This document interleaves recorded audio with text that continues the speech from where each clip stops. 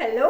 Salut. Je suis très contente. OK, Valérie Dussault, nutritionniste fonctionnelle. Oui, on peut l'appeler comme ça, mais nutritionniste diététiste avec une spécialité en médecine, nutrition fonctionnelle. Et c'est emballant. La nutrition fonctionnelle, tout ce qui est fonctionnel. Tout ce qui dérive de la médecine fonctionnelle, c'est un mouvement américain, là, c'est nutrition, activité et autres, là, c'est se poser la question pourquoi. Fait elle, quand elle travaille, c'est pas juste fais ça, c'est pourquoi tu fais ça. C'est ça qui est trippant. Puis plus en détail, en fait, en nutrition, donc souvent on donne une diète spécifique pour chaque maladie. Tu sais, maladie cardiaque, voici ta diète. Des problèmes digestifs, voici ta diète. Puis à un moment donné, c'est comme de sortir des branches de l'arbre et d'aller vraiment dans la racine. C'est quoi la cause? C'est quoi le débalancement de la personne? Est-ce que c'est sa flore intestinale? Est-ce que c'est ses hormones? Est-ce que c'est son système immunitaire? Puis tu sais, tous les systèmes se touchent. Je veux déjà qu'on parle de tout ça. Non, mais la flore intestinale, moi j'adore quand on parle de la flore intestinale. Bon, on y arrivera. Ben oui. Tout se touche. Tout se touche. Jean-Yves, pharmacien, Ben oui. sur la clôture du milieu. Tout à fait. Et tout à la fois. Si on veut, parce que j'empiète dans son territoire très souvent. Oui. Je m'occupe. Au centre, je fais jamais de plan de repas. On va s'entendre, là. Je fais jamais. Parce que tu n'as pas le droit. J'ai pas le droit, puis j'ai pas d'intérêt. Non. Si j'ai quelqu'un que je vois en consultation qui a besoin de ça, je vais le référer à Valérie. C'est pas ma job. Ma job, c'est d'expliquer. Puis le rôle des aliments, puis le rôle des catégories, et le rôle des produits naturels, le rôle des médicaments, ce que tu as du ménage à faire. Je m'occupe de l'aspect thérapeutique. Et donc, c'est ça que je mets dans le public quand on me voit sur Facebook et compagnie. J'explique. Tu sais, la mélatonine, ça sert à quoi? Pourquoi? C'est intéressant? Chez qui? Comment? C'est ça que je fais. Mais je l'élargis. Fait que je fais du fonctionnel, mais comme la pharmacie fonctionnelle n'existe pas encore, on est en train de l'inventer. Ah! Oh! OK, j'aime ça. J'aime ça beaucoup. Ouais. Là, je veux qu'on parle ensemble d'alimentation. Parce qu'on s'est parlé plusieurs fois, on se connaît depuis longtemps. Le thème que je voulais aborder, c'était la cuisine qui change la vie. Parce que on est-tu d'accord que l'alimentation peut jouer pour beaucoup, ou joue pour beaucoup, peut nous aider beaucoup? Énormément, On énormément. On enlève le peu, puis on va dire oui. OK. C'est pas que ça peut le faire, ça le fait. Écoute, en ce moment, là, l'alimentation qu'on va appeler ultra transformée, ce qui est dans le milieu des allées de l'épicerie, ça a toujours été conçu pour être pas cher, goûter bon, se garder longtemps, mais jamais pour la santé des gens. Fait que si tu manges juste ça, tu vas être malade. Et les recherches sont nombreuses à dire l'ultra transformé te rend malade, te rend diabétique, te rend obèse, te rend ce que tu veux. C'est clair que c'est pas juste ça, mais c'est le pilier fondamental.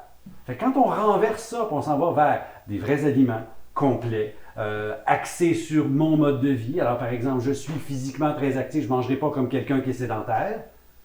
Tu sais, c'est là où... Je suis ado en pleine évolution, C'est ça, donc où j'ai pas des besoins comme... Ou Une personne âgée, ou qui n'aurait j'ai pas les bonnes... telle maladie. Donc, Exactement. OK. C'est là qu'on raffine, puis tous les deux, on est comme les deux côtés de la même chose. Mais tu viens de parler de l'ado. Un ado, là, c'est que tu le laisses manger, OK? Parce que ça mange comme Tu le un laisses os. vider! Parce qu'il brûle, il grandit, il n'y a aucun rapport avec moi qui est comme, pour être le grand-père de l'ado, là. Puis tu fais comme, mais non, ça n'a pas rapport, je ne peux pas manger ce que tu manges là. Non, je ne peux pas manger ce qu'il mange là. J'ai pas le même métabolisme, donc ça confirme. Moi, je parlais de l'activité, mais là, le métabolisme, il y en a qui vont vite, il y en a qui vont lentement. Tu sais, si j'ai 70 ans, je ne mange pas comme 14 ans, là, tu sais. Et puis on a tellement, juste là, plein de sujets à couvrir, le bébé aussi, tu sais, moi, en tout cas, l'hyperactivité, tu sais, donc l'alimentation peut influencer là-dessus, puis on va y revenir. Absolument. Mais c'est quoi l'alimentation idéale? L'alimentation idéale, tu sais, je pense qu'on peut le personnaliser déjà un peu plus à chacun. Puis on a abordé rapidement tantôt un peu la flore intestinale. Puis ce qui venait à discuter, c'est qu'on pouvait individualiser beaucoup les besoins des personnes en fonction peut-être de l'état de leur flore intestinale actuelle, parce que déjà elle peut être chamboulée par leur passé jusqu'à La aujourd'hui. prise d'antibiotiques? Genre. Puis dans le fond, si on peut personnaliser l'alimentation, c'est là que ça devient vraiment spécifique. Mais pour répondre de façon générale, une fois que, mettons, que la flore est super top, je pense qu'on peut s'assurer d'avoir une bonne quantité de protéines, une bonne quantité de bons gras. Je veux juste savoir, bon, OK, comment qu'on fait pour savoir que notre flore intestinale est en bon état? Oh là là. Avant que tu ailles dans le précis, là, des grandes lignes. Oui. As-tu des ballonnements? OK. As-tu des aigreurs, des douleurs abdominales? Est-ce que c'est le silence des organes en dedans? Déjà, là, il se passe quelque chose j'ai toujours des borborées, des bruits. Il y a quelque chose qui se passe. Donc, ta flore intestinale... borborées. Oui, cette borborée, c'est des bruits qui sont continus. Tu peux avoir un petit bruit, mais un borborée, il va durer dans le temps. Fait que quand tu as ça, tu fais il y a quelque chose de pas correct. Mes indices, est-ce que j'ai mauvaise haleine? Est-ce que j'ai mal au ventre, j'ai des ballonnements? T'en avais un, toi, rapide aussi, comme avec la petite vache, là, non? Ah oui, ça c'est OK. Ce test-là que tout le monde peut faire, c'est pour savoir si vos aigreurs d'estomac sont dus à trop d'acide ou pas assez d'acide. C'est un test maison. OK? Il n'y a pas de valeur diagnostique, c'est pas vrai, mais ça va me donner une bonne idée par où je m'en vais. On prend de la petite vache, du bicarbonate de soude, on met dans de l'eau, on brasse, puis on prend un verre, on met une cuillère à thé comble, on cale. Et là, on attend. Est-ce que dans 30 minutes, j'ai un rapport, mais vraiment un rôle, mon estomac est normal, je fais de l'acide. Pourquoi? Parce que le bicarbonate de soude, quand il rencontre de l'acide, il fait du CO2, du gaz carbonique. Ça veut sortir, cette affaire-là. Tous les jeunes qui ont fait des petites fusées avec du vinaigre et de la petite vache, c'est la même affaire qu'on fait. Alors donc ça, à l'opposé, son problème, c'est pas assez d'acide qui va donner le même symptôme, des aigreurs. Mais là, au bout de 30 minutes, j'ai pas eu de rapport. Mais toi, t'es 30 minutes. Moi, je suis dans la 1 minute. Parce que si la barrière, donc l'estomac n'est pas suffisamment acide, bien, il y a une maldigestion du fer, de la B12 puis des protéines. Deuxièmement, les aliments sont moins bien digérés, ils arrivent dans le petit intestin, il y a plus de fermentation qui se fait avec les bactéries, la molécule alimentaire est plus grosse, donc il y a une plus grande fermentation, puis aussi plus de chances de réagir avec le système immunitaire, parce que la molécule est plus grosse. Donc le système immunitaire fait comme, qu'est-ce que c'est ça, un ami, une ennemie? Fait que là, évidemment, ils peuvent davantage développer des intolérances, sensibilités alimentaires à cause d'un manque d'acidité. Puis sans parler de la barrière aussi, c'est pour te protéger. C'est tellement acide qu'il n'y a pas une bébite qui veut rentrer, là. Fait que ça te protège puis ça te digère. Fait que l'acidité, c'est un pH de 2, l'estomac, là. Puis le monde, ils prennent souvent des antiacides pour camoufler les symptômes, mais finalement, on ne voit pas à la cause parce qu'ils ont besoin de monter le dosage, de ce médicament-là. Puis finalement, ils se retrouvent... des gens qui prennent des IPP, des médicaments pour l'estomac, ne sont pas soulagés. Ailleurs. Puis ils se retrouvent avec d'autres problématiques à long terme, parce que là, la flore vient encore plus débalancée, parce que la barrière est plus assez acide, ils ne gèrent plus leur fer. « Hey, tu fais de l'anémie! Tu as un manque de B12! Hein? » Puis là, tu viens les problèmes d'une déficience quelconque dans ces vitamines-là. Je vais faire là-dessus. Le problème de B12, c'est très, très, très fréquent chez les personnes plus âgées.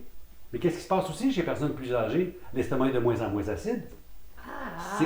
Tout se tient. Là. Quand on parlait du fonctionnel, là, elle n'est pas malade, la personne. Il n'y a pas une blessure, mais elle est fonctionnellement pas à bonne place. OK. On veut la ramener fonctionnelle. Exactement. Donc, on va en parler de comment on peut se ramener en grande ligne, mais évidemment, consulter un spécialiste. Ben oui, ça c'est clair. Pharmacien, nutritionniste, diététiste ou médecin, donc un spécialiste de la santé.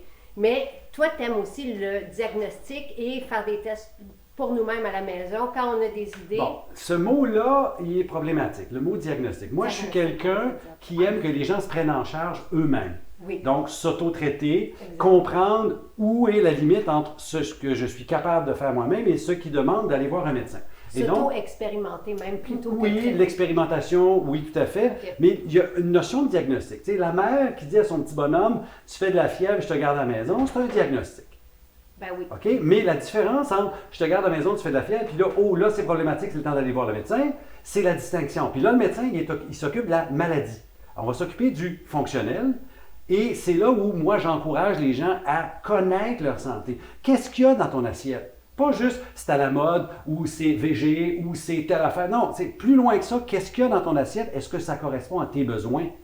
Ça, c'est la base. Bon, alors, les grandes lignes, parce que tu le dis un peu, d'une alimentation saine ou de ce que chacun, peu importe, en majorité, on voudrait retrouver dans notre assiette. Vous êtes céto davantage. On va dire faible en glucides plus que céto, oui. Je suis végé. Mais il y a moyen d'allier les deux. Mais il y a des pièges aussi, puis il y a des trucs à valider. Bon, ça, là, c'est exactement ce qui me fait peur. C'est-à-dire que beaucoup de gens vont se coller à une idéologie, à une méthode. Tu viens de dire, vous êtes plutôt céto. Oui, j'ai fait le céto strict, puis j'ai fait l'expérience, puis j'en retire des bénéfices. Est-ce que c'est vrai pour tout le monde? Est-ce que c'est bon pour tout le monde? Réponse, non. Est-ce que de restreindre les glucides raffinés, les farines blanches, c'est bon pour tout le monde? Réponse, oui. Alors, vois-tu, c'est la distinction entre faire partie d'une tribu alimentaire puis comprendre ce qu'on fait pour améliorer sa santé. D'avoir des bons gras pour tout le monde? Oui. Ben voilà. D'avoir suffisamment de protéines bien assimilées? Et là, tu tombes dans ces talents. Comment tu mesures l'assimilation? Au-delà des symptômes. Quand tu as assez de muscles. La masse musculaire, les douleurs articulaires, Les ongles, les cheveux, la réparation. C'est quelqu'un qui fait des bleus facilement ou aussi. Là, C'est une bon. question d'assimilation, oui. Donc, les ongles, c'est pas juste un problème de minéraux. Non, les fanères, là, les ongles, les cheveux, les poils, ça s'appelle les fanères. Et les fanères, c'est d'abord une protéine qu'on appelle la kératine. Et qu'est-ce qui tient la kératine pour qu'elle soit cohésive, qu'elle tienne ensemble? On va faire de la silice, du zinc, du magnésium, du calcium. Oui, mais c'est une protéine d'abord. Tu sais, je t'ai déjà dit dans un autre temps, les os, c'est d'abord un tissu vivant qui, comme par hasard, est calcifié pour être dur. Mais c'est un tissu vivant. Et c'est pas un caillou.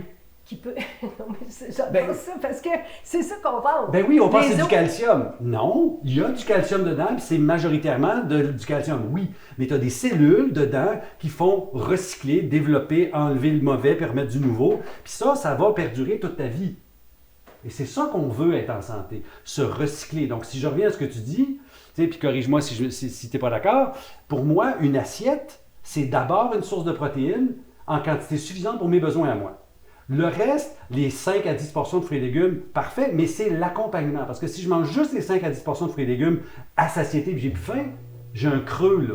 Il me manque de blocs de construction. Donc, pour toi, savoir si on a assez de protéines aussi, c'est est-ce qu'on a faim dans le temps ou est-ce qu'on est correct dans le temps? Ça, c'est un repas, un aspect. Alors, si tu manges ton repas, mettons le repas du midi, puis qu'à 3 heures, ça te prend ton café ou ça te prend ta collation, ton dîner, il n'était pas consistant, il manque un morceau. Est-ce que c'est les protéines qui manquaient? Est-ce que c'est les gras qui manquaient? Est-ce que c'est un peu de tout? C'est là où... Il y a quelque chose en trop. Donc, il peut manquer quelque chose ou il peut y avoir de quoi en trop. Parce que, comme tu me dis, d'être fatigué vers 3 heures, bien, ça peut que la glycémie a été haute, puis elle a craché ou descendu. La glycémie, on va traduire vite, c'est le sucre que tu absorbes qui monte dans ton sang. Mais du sucre, c'est pas nécessairement sucré. J'ai parlé de la farine blanche vite. Pour mon corps, c'est du sucre. C'est un féculent. C'est un glucide. Alors, riz blanc, pain blanc, farine blanche. Le restant de ton spaghetti, là, à l'heure du dîner, tu arrives à 3 heures. Tu t'endors. C'est du sucre. C'est un problème de sucre. C'est pas nécessairement sucré, mais c'est du sucre. Exactement. D'où, moi, je mange faible en glucides parce que je me sens mieux comme ça. Mes paramètres biologiques sont meilleurs comme ça. Mon énergie est plus stable. OK, on va aller regarder qu'est-ce qu'il devrait avoir dans notre garde-manger. Donc, ça serait quoi des bonnes protéines, mettons, végétales, des bons gras, santé. Et, tu sais, qu'est-ce qu'on devrait avoir dans la catégorie des végétaux? Absolument. Donc, on est dans une version de garde-manger idéale. Selon vous, oui, non? Ben, il y en a des morceaux, là. Farine de noix. Oui. OK? Des grains, il va falloir nous démêler ça, là. Oui. C'est quoi la différence? Des sucres, du cacao. Ensuite, on a de la fermentation. Du beurre de noix. Moi, là, le beurre... le beurre d'amande. J'aime l'accent du beurre. Beurre d'amande cru. C'est parce que pour moi, avec du beurre, on peut faire tout. Tu sais, pour moi, le garde-manger, parce qu'on peut faire un lait végétal, on peut faire des boules, des collations. Tu sais, c'est pour moi le beurre. Tartiner quelque chose. Oui, effectivement, absolument. compléter ton repas. Ou... Un bon gras. En veux-tu une bonne? Quoi? Une cuillerée comme ça, là, si tu as des aigreurs d'estomac, des fois ça marche. Ah, ben j'aime Ça. ça des bonnes de même. J'adore ça. Mais tu as faim, dans une après-midi, tu peux te prendre une cuillère aussi. Donc, c'est vrai que c'est un certain- must à avoir dans Oui, le- c'est certainement mieux que des craquelins. On s'entend, là? Hey, un gras, quelqu'un qui a des rages de sucre, tu sais, si on se lance dans du gras, il me semble que ça aide un peu, non? Ben, un peu plus, parce que c'est sûr que si tu te lances dans des craquelins, là, Non, t'es faite, là, tu vas... tu vas vouloir encore plus de sucre. Tu vas pas contrôler ta faim. Mais si tu as une rage de sucre en après-midi, ou je sais pas, moi, en soirée, il faut se questionner aussi le repas d'avant. Tu sais, qu'est-ce que tu as mangé avant qui fait en sorte que tu as une rage de sucre aussi, là. D'où la bonne quantité de protéines et de gras. Dans chacun des repas, déjeuner inclus. Mais là où moi je voulais aller, c'est que les rages de sucre, c'est un reflet de ta dépendance au sucre. Le sucre, c'est addictif. OK? Veux pas, là, tu fais des résistances à l'insuline, il y a toute une raison physiologique. Alors, quand tu as des rages de sucre, l'idée, c'est que ton corps en a besoin, OK, réponds à ça. Donner un beurre va satisfaire une partie. Le chocolat noir, plus que 80%, tu donnes un petit peu de sucre et un peu de gras, c'est comme pas pire, ça comble. Mais il faut que tu te poses la question, comme elle vient de le dire, tes repas, est-ce que tu peux pas diminuer ta quantité de glucides pour diminuer ton « j'ai besoin de glucides ». OK. Et ça se fait. Moi, ce que j'aime dire, c'est que pour moi, les ingrédients doivent faire du sens. Ce que j'ai dans mon assiette, ça doit être nutritif. On est Pas d'accord. vide, pas une farine vide.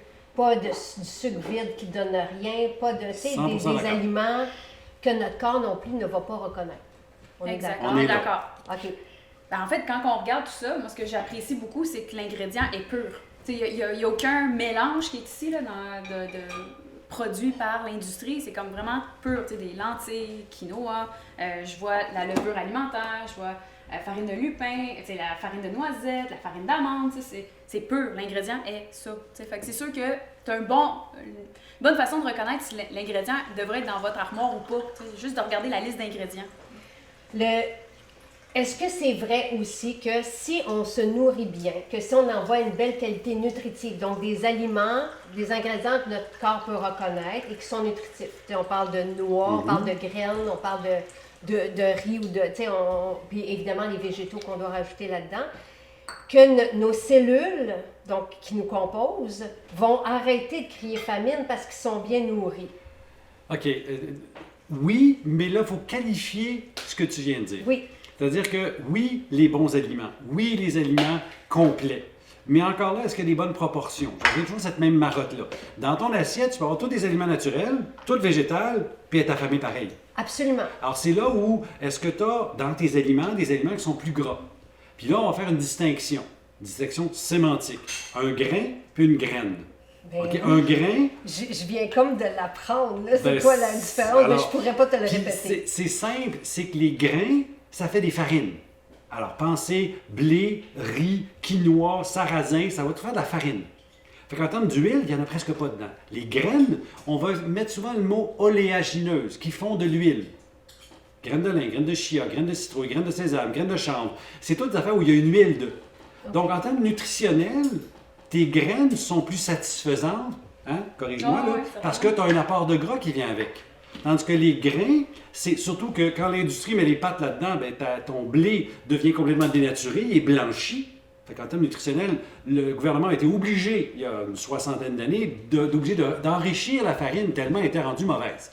Et on enrichit avec 5 nutriments, pas avec toute la palette qu'il y avait avant. OK, mais là, si on parle de farine d'amande, puis de farine de noisette ou de farine de lupin, on n'est plus là. On n'est pas dans ta catégorie. Non. Non, parce Justement. qu'on les a broyés, en fait, finalement. là. Puis on a aussi souvent pressé, ce qui fait que tu as enlevé une partie de l'huile, parce qu'autrement, tu n'aurais pas de la farine, tu aurais du pain. Tu aurais un cake, un tarteau, comme on dit dans l'autre monde.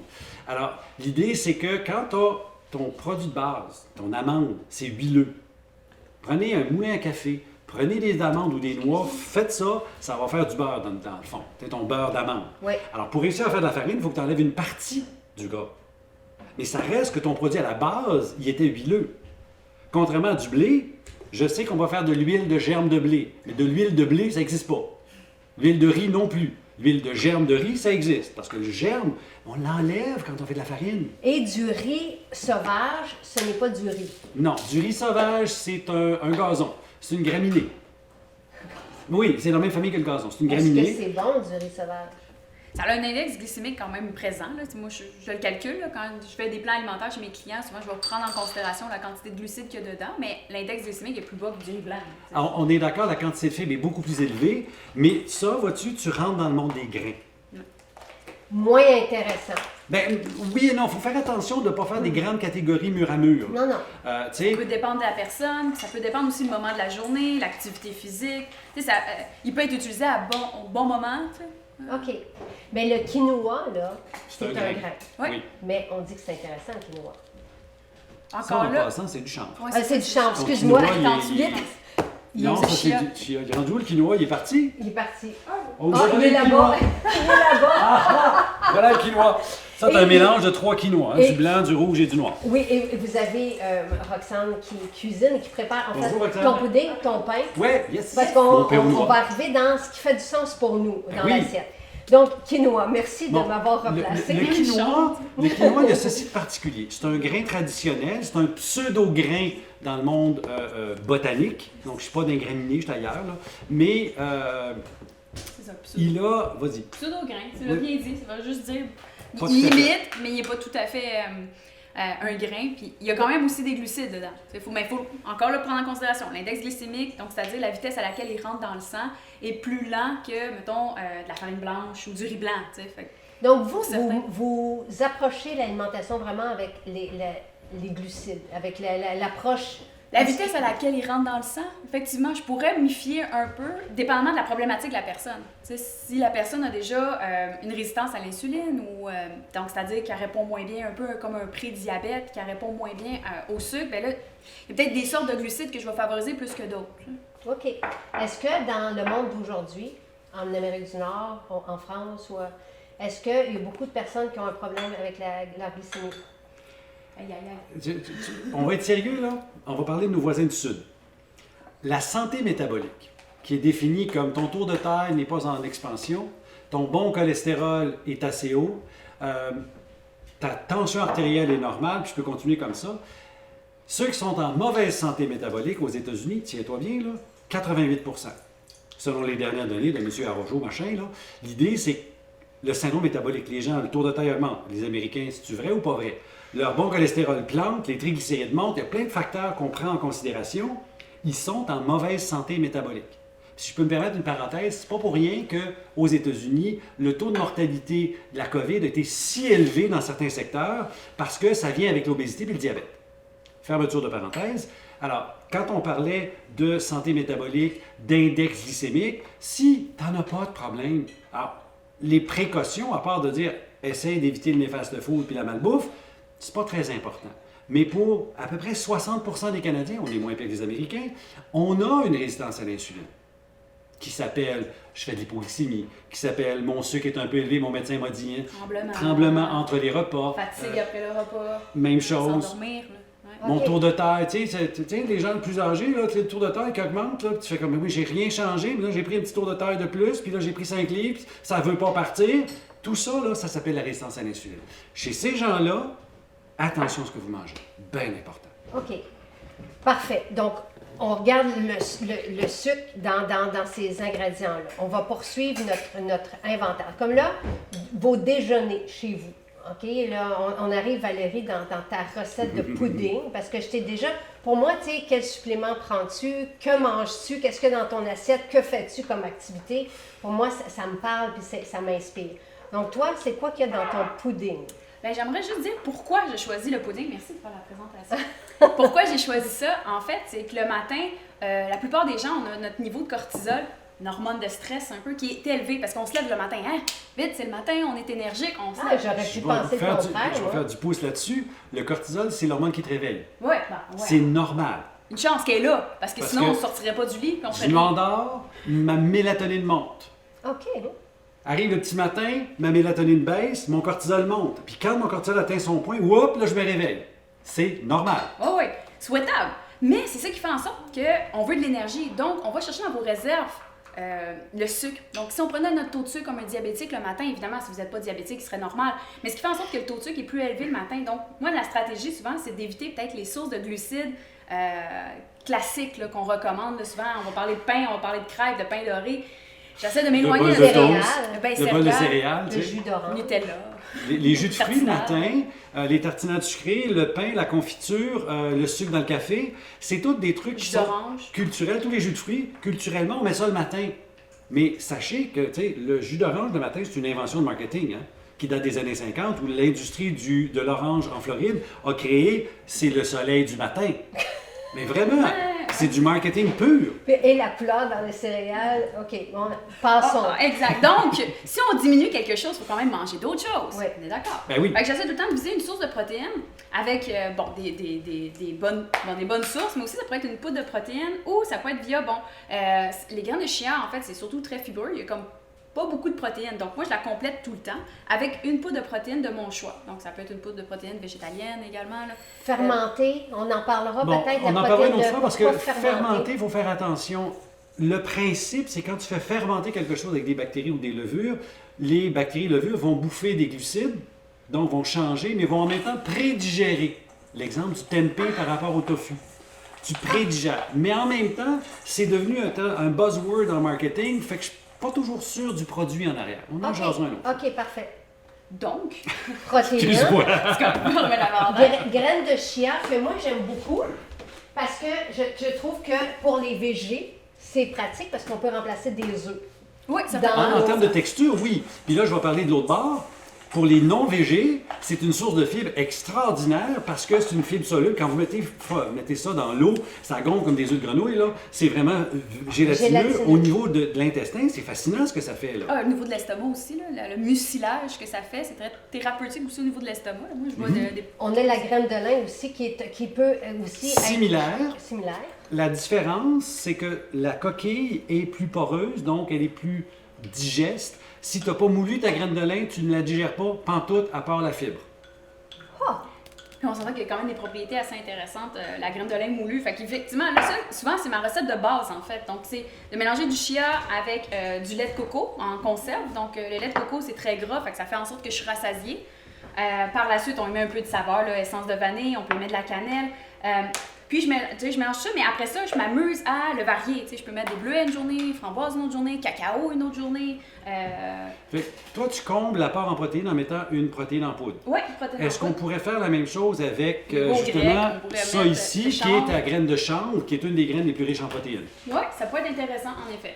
Cool. Et digeste, pour un VG, on est bon dans la digestion. C'est Oui, bien oui, assimilé, oui. la protéine de Tout à graine de fait. chanvre. Moi, personnellement, je la trouve un peu lourde. Comme quand tu as un autre je fais comme, oh, c'est dur à gérer. Pas dans le sens, j'ai des symptômes, dans le sens, je sens que mon système travaille pour aller la chercher.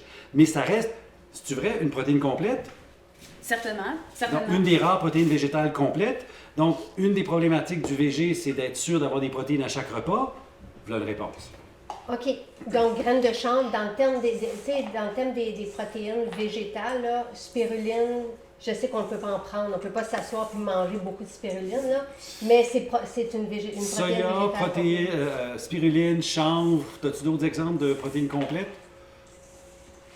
Parce que tu as parlé de la farine de lupin tantôt. Oui, le lupin qui est là, mais je ne sais pas si elle est complète. Moi non plus, je ne suis pas sûr. Ouais, je- Mais ça reste dans les légumineuses, Très une très intéressant. intéressante parce que le taux de protéines est très élevé. Elle est oubliée du monde, là, mais ça reste une super intéressante. Puis elle est faible en glucides par rapport à d'autres. Donc ça devient quelque chose de le fun, ça, à rajouter. Donc, Roxane, on va la rajouter dans notre cuisine. Moi, quand on fait des discussions, après ça, je parle à l'équipe, je dis OK, on rajoute ça. Puis là, Hey, l'équipe va me détester, je vous le dis. Là. En tout cas. c'est pas évident de cuisiner avec tout ça au début, mais ô combien que c'est bon et que c'est nutritif et qu'on se sent rassasié. Absolument. Tu as besoin de... Je vais vous voler les graines de lin, justement. Parfait. Ça, c'est pour ton Les pain. graines de lait. Pour ton pain de noix. Pour mon pain noir. Est-ce que ton pudding, donc qu'est-ce que tu fais? Tu mélanges tout ça? Oui, certainement. Je peux le démontrer. Ou, dans le fond, on peut prendre un pot maçon, donc vraiment simple. On peut le faire la veille aussi, s'il y a de quoi. Donc, on met notre graine de chia. Est-ce que ça colle? Non. Tant pis. On met les essences pour mettre la saveur. Ah, t'as mis du sirop Tu mets du d'érable, sirop là. d'érable. un Oui, peu. c'est ça. C'est vrai de ça, je suis comme, ça ne serait pas dans ma recette, celle-là. Qu'est-ce que tu mets? Toi, tu mets du stevia. En fait, souvent, ma poudre de protéines contient du stevia. OK, parfait. Tu sais, donc, ça ou du sucre. fruit des moines. Fait que souvent, Ok. je sucre par ma poudre de protéines. OK. Je mets mon lait de coco pour être sûr d'aller chercher des bons gras pour être rassasié.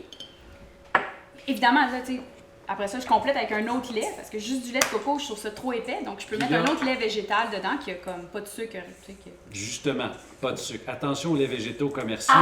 Ils ont plein de toutes sortes d'affaires. Lisez vos étiquettes, s'il Hey! vous plaît. Tellement! Parce que- C'est incroyable. Alors, toi, ta recette est finie, tu attends, tu laisses ça patienter, puis c'est ce que tu manges le lendemain. Exactement, sauf que des fois, je le varie, là, tu sais, puis je peux ajouter, je m'amuse à ajouter des choses dedans, la graine de lin moulu, ça peut être le chia, tu sais, davantage, des le chanvre, fruits, les fruits, des épices différentes. Je sais que, tu sais, je peux mettre des suppléments dedans, tu sais, je peux m'amuser les suppléments en poudre, je m'amuse à les mettre dedans.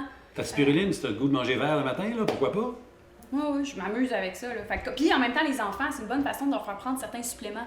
Tu sais, ils mangent, donc ils ne voient pas tellement, donc c'est... Et ça donne une substance de pudding Ouais, solide, consistant. Là, tu viens de dire que tu le fais le soir avant, ouais, mais si tu le fais le matin, ben là, c'est combien de temps à peu près? 40 minutes? Non, Une demi-heure? 15 minutes. 15 minutes, vois-tu? Ah, 15 minutes, puis c'est figé. Oui, ben, le temps qu'on parle, il va figer. ouais. Parfait. Et moi, ce que j'aimerais, parce qu'on va continuer dans nos recettes, c'est trop intéressant. Lait végétal. Je Oui. vous fais goûter ce que je fais à la maison parce que oui, on en achète souvent. On ne regarde pas les ingrédients et on ne regarde pas non plus dans quoi notre lait est. Oui, Moi, il y a ben- quelqu'un qui m'avait allumé que c'était de l'aluminium souvent. Ben, je vais aller plus loin que ça. Même les canettes d'aluminium, l'intérieur, c'est du plastique. Fait que les BPA et autres cossins de genre, là, les Tetra Pak et compagnie, là, OK. Donc, ce que je fais, je prends du beurre d'amande, d'où la nécessité d'avoir du beurre d'amande. Je prends du beurre d'amande. Je vais l'allonger d'eau. Tu sais, je vais mettre comme un quart de tasse, je vais mettre à peu près 3 tasses d'eau. Tu sais, j'y vais au goût et selon est-ce qu'on veut qu'il soit, je vais mettre mes protéines dedans. Je vais mettre du cacao dedans. Et soit des dattes. J'aimerais ça vous entendre parler des sucres, tu sais, qu'on pourrait se permettre, qui sont donc, je mets des dattes, un peu de sirop d'érable si je veux que mon gars, parce que c'est souvent ce que mon gars va prendre comme lait végétal. Et ça se mais là, fait. c'est plus un lait végétal que tu fais. Ça part du lait végétal, mais c'est un shake de protéines que tu fais là.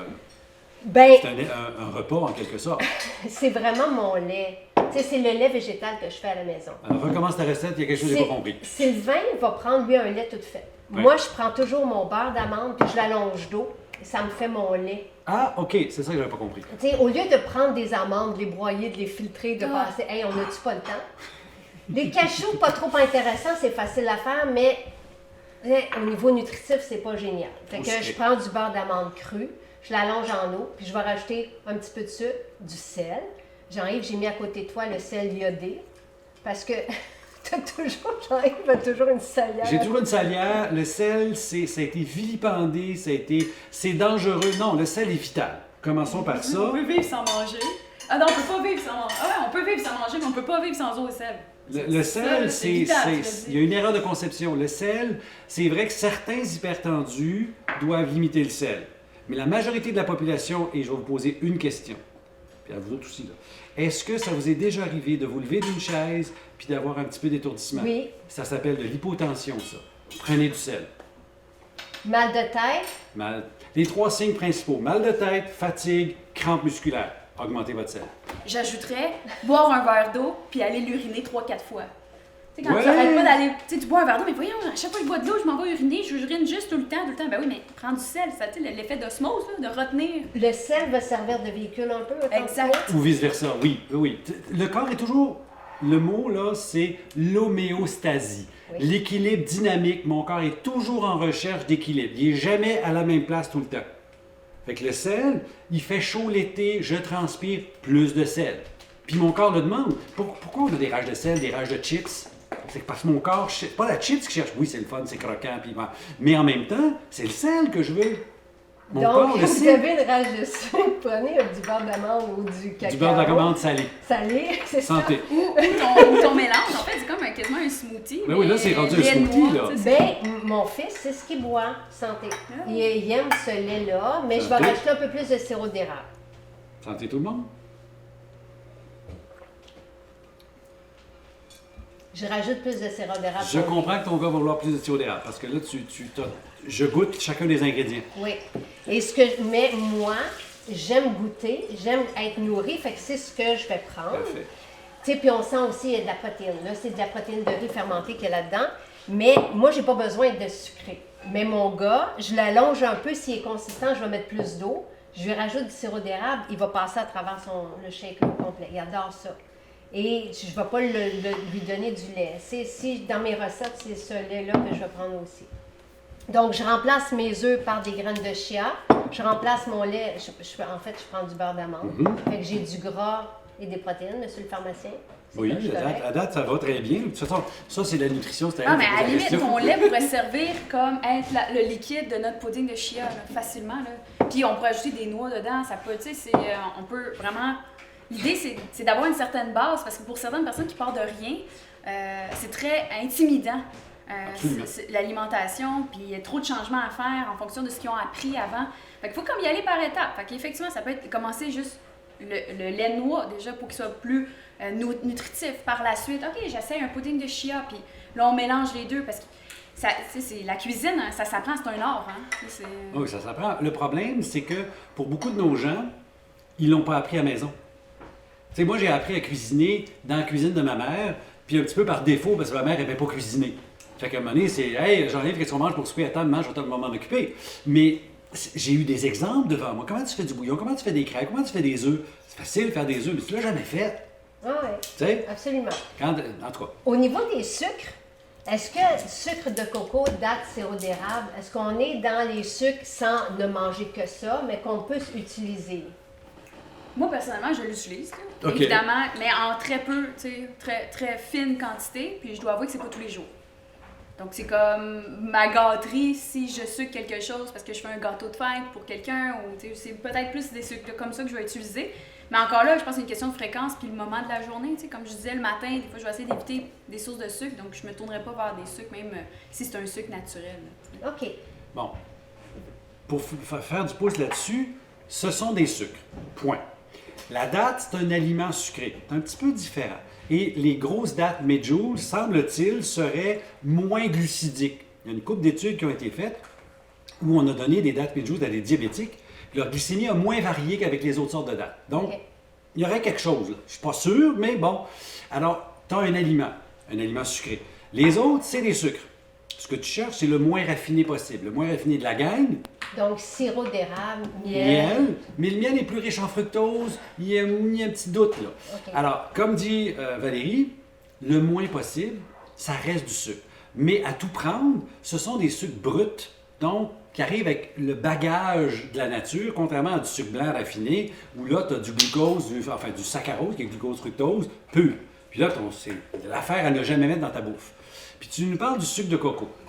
Le sucre de coco vient de la fleur. C'est un sucre avec un index glycémique beaucoup plus faible, mais ça reste un sucre. Oui. OK? Puis c'est un sucre très cher. Personnellement, je vais être chauvin 2 minutes, je préfère le sirop d'érable. OK. OK? Ben, c'est bon. Parce que c'est fait ici, parce que c'est absolument naturel. La seule transformation, le chauffer. C'est tout. Il n'y a pas d'extraction, il n'y a pas de... Tu sais, c'est personnel, mais j'ai fait du diabète de grossesse, donc j'ai dû prendre mon index glycémique, puis il ne changeait pas avec les sirop d'érable. C'est-tu parce que je voulais... Bon, mon je veux juste mental faire était une bien, bien petite fort. correction. Tu as pris ta glycémie. Oui. L'index qu'est-ce que j'ai dit? glycémique, c'est la Parfait. caractéristique d'un aliment qui Exactement. augmente ta glycémie. Ouais. Et oui, parce que dans puis là, on va s'amuser un petit peu. Les recherches de l'INAF à l'Université Laval sur le sirop d'érable, il contient quelques molécules qui améliorent ta capacité d'utiliser le sirop d'érable. Enfin, le sucre. Fait comme, il est un petit peu moins pêcheur que les autres sucres. Ok. Tu sais, je vais être chauvin un peu. Mais on n'en met pas. Mais tu sais, pour nos enfants qui n'ont pas besoin de manger comme nous, on a besoin parce qu'on a... tu sais, on Ils a grandissent, mangé. hein, fait qu'ils bouffent pas mal plus vite que nous autres. Ouais. Et Jean-Yves, on est en train de préparer en arrière. OK, ça c'est un bouillon de miso, puis ça c'est ta pâte de C'est pain. la pâte de pain au noix. C'est ça. Alors, je vais me permettre de la montrer. Alors, vous avez ici là, un mélange de noix, œufs. Là, tu as changé les œufs pour la graine de chia, donc une version végétale. Alors, graines de citrouille, noix, il y a de l'amande, il y a de la pacane. Quand on va l'avoir cuit, on va vous le montrer tantôt, là, ça va être des petites tranches, c'est complètement divin, c'est nutritif et il n'y a pas 12 millions d'ingrédients. Là. On le fait maison. Je te laisse faire. Merci. On va déguster ton pain. Oui, Mais j'ai quand même apporté, il me restait quelques questions par rapport au garde-manger. je suis donc surpris.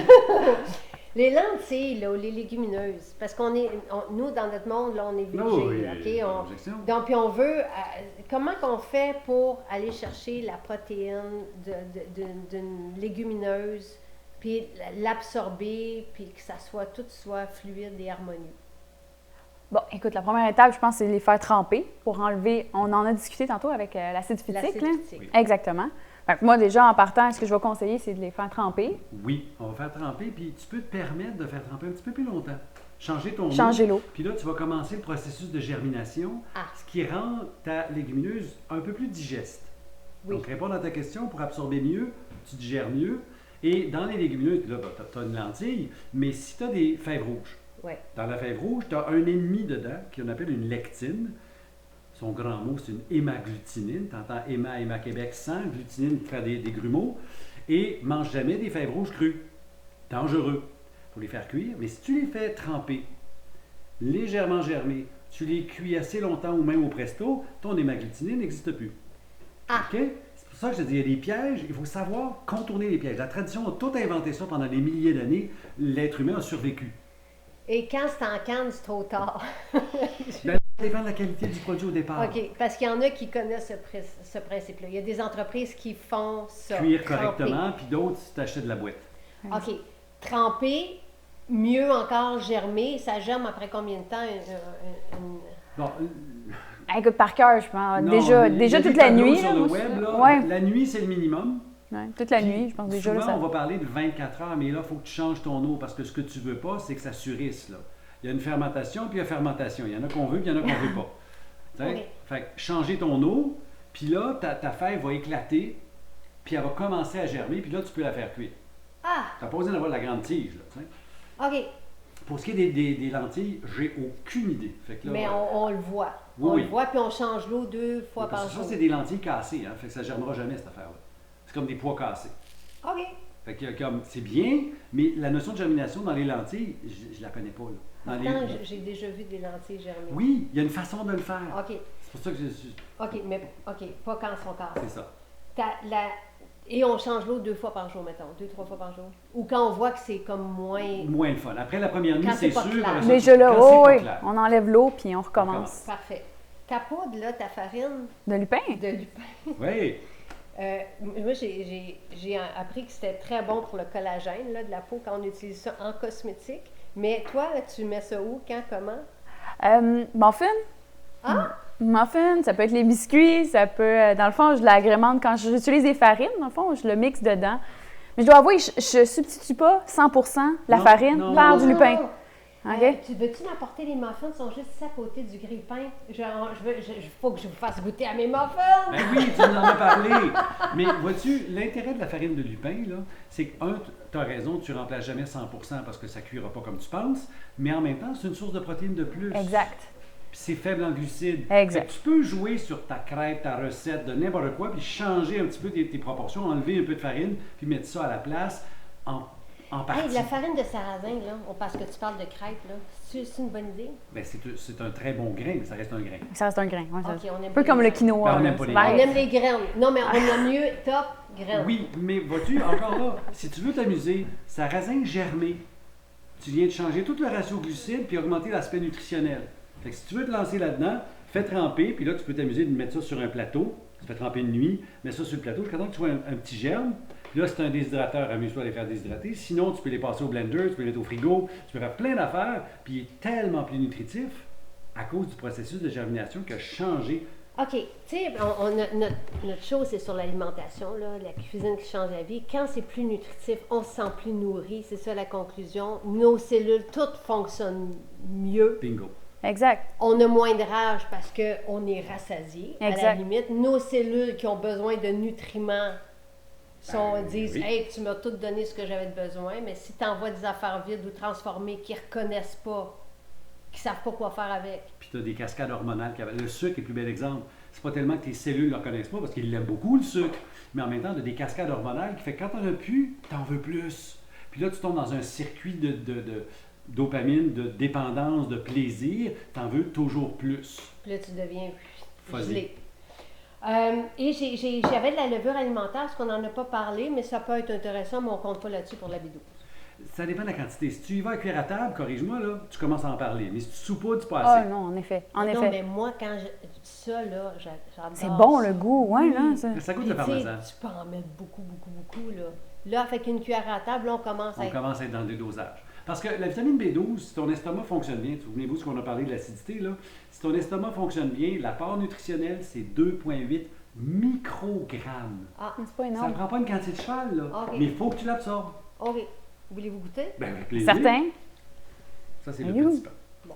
Santé Santé. au bord d'écran. Santé, santé, santé. Fait que ça, c'est ton pain. Mais toi, là, on a mis des graines de Graines. chia au lieu de... fait que c'est sûr qu'on va pas trop sourire à l'écran.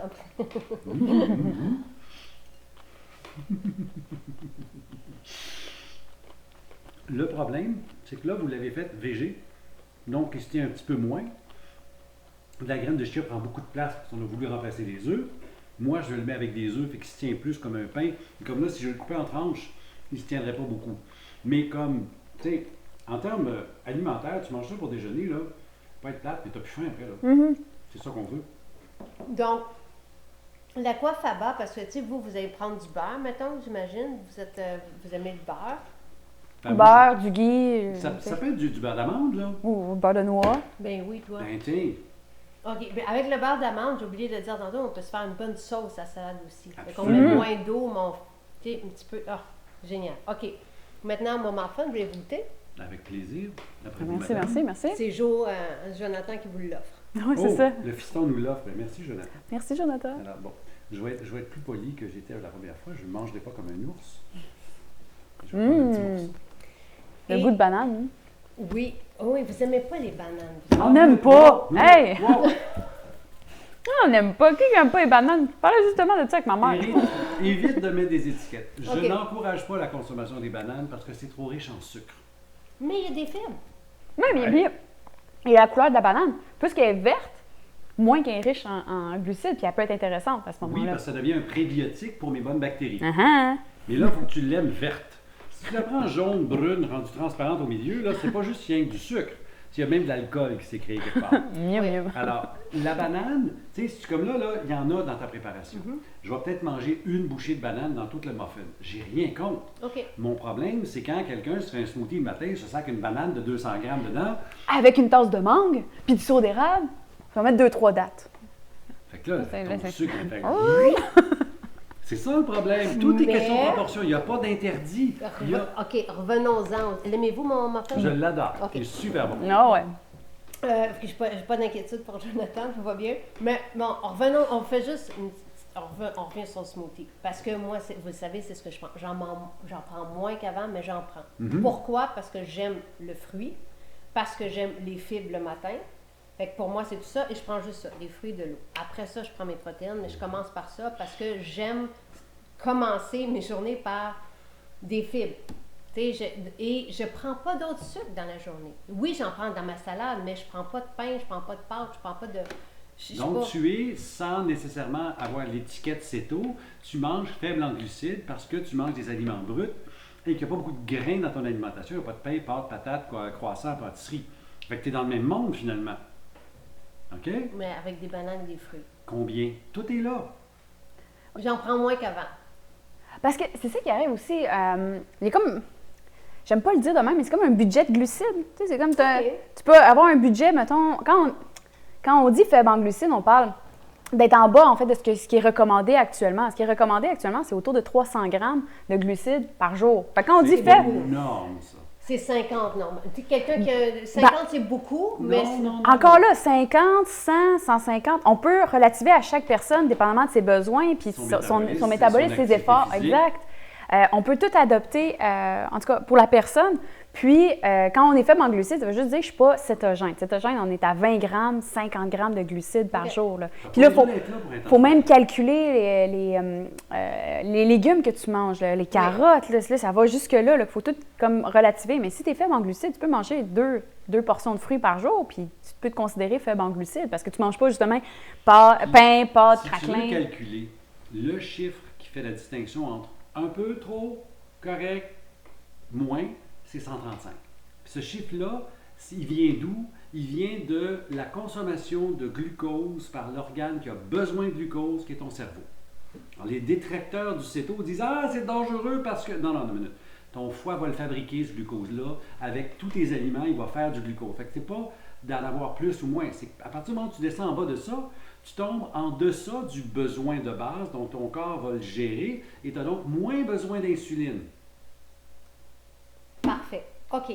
Puis, pour calculer la véritable quantité de glucides, si on veut, là, on prend l'aliment, on doit soustraire les fibres qu'il y a dedans? Exactement. OK, parfait. Fait que tu prends, si tu as une appli, si tu as une valeur nutritionnelle, ou Google, le nom de l'aliment, valeur nutritionnelle, tu prends ça, sauf si ton étiquette est française.